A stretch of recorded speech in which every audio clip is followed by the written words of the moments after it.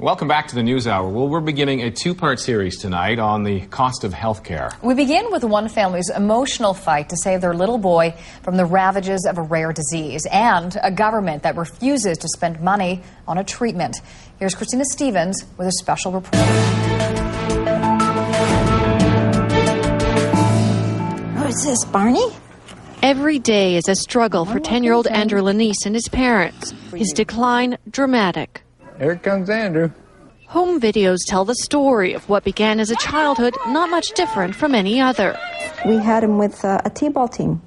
But there were soon signs something was wrong. His organs distended, joints stiffened, and his breathing grew labored. Andrew has Hunter syndrome. It was a progressive and degenerative disease. A disease preventing the breakdown of complex carbohydrates. There is no cure, but there is a drug, Elaprase, that can stop symptoms from getting worse. At a cost of up to $500,000 a year, the Ontario government won't pay for it. It's just so frustrating to know that others are doing well and Andrew still continues to deteriorate.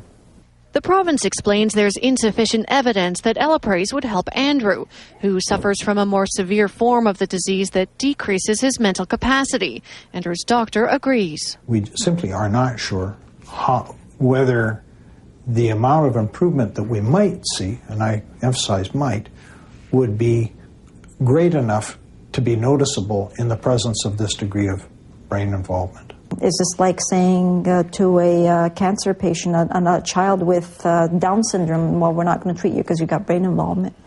Jurisdictions outside Ontario seem more supportive. BC and Alberta both fund Elaprase for Hunter syndrome, as do several countries.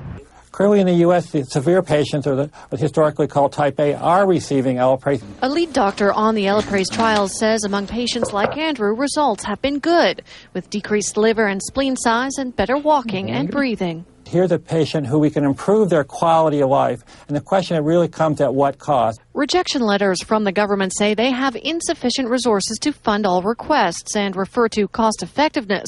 But the health minister claims it's Andrew's safety, not money, at stake. The independent advice that we depend upon suggests that there are risks associated with the provision of this product. It's only in the province of Ontario that people are being denied treatment, and in the case of these young people, it can make a difference.